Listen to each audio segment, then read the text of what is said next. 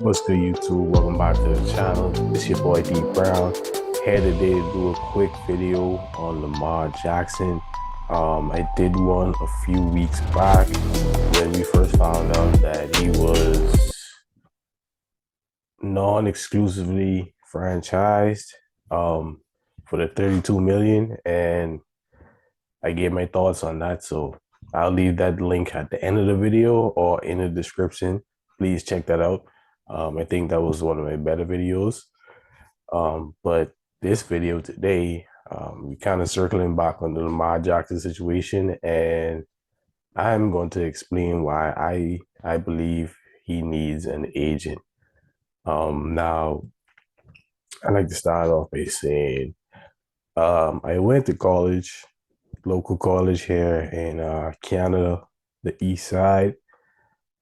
Small little school, nothing major, not a very known school, but I did study sports and recreational management.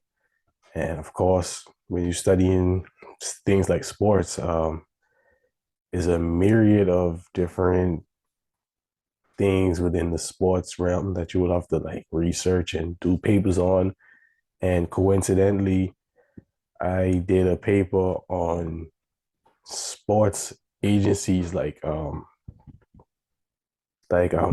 athletes agents. I actually did a paper on that, so I did a lot of reading. And one of the more important things, not going to get too much into that stuff, but one of the more important things that I read in a lot of articles and a lot of information, learning and researching and getting ready to write this paper about sports agents is one of their most important roles is being that middleman. A free agent, an agent is the middleman between the head of the company and the person he's representing. So in the sports world, the GM, that's NFL specifically, the GM and owner communicates with the agent.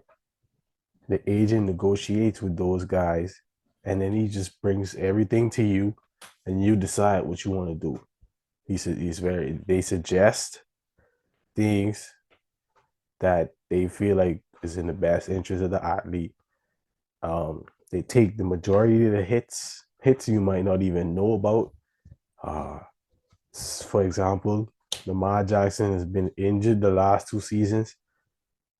If Lamar Jackson is facing the GM and the owner himself,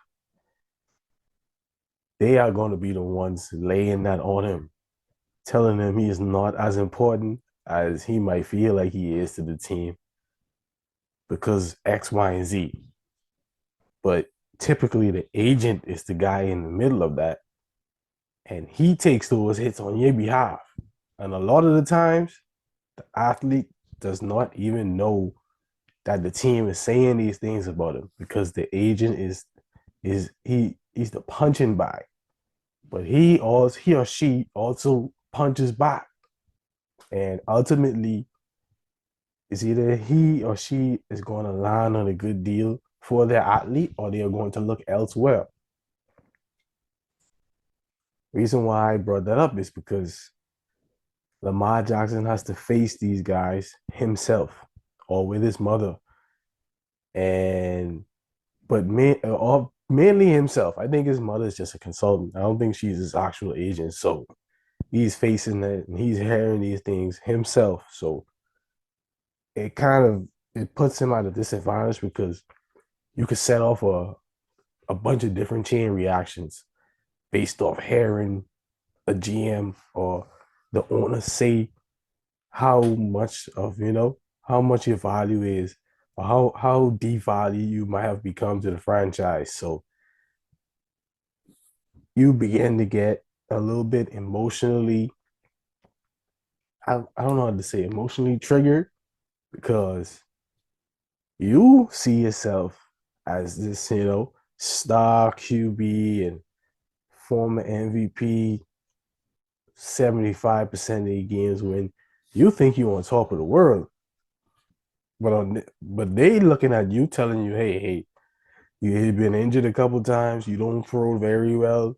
You just run. I don't know if they could pay a quarterback. All he does is run, and Lamar is taking those hits that the agent is supposed to take, and it causing him to go back and forth with guys, fans on Twitter, insiders. Even him and Ian Rappaport went at it, or Schefter. I don't remember which one, but they went at it on Twitter. Well, didn't quite went at it. He more like attacking. He going at it with reporters. This is the reason for an agent. The agent absorbs all of this.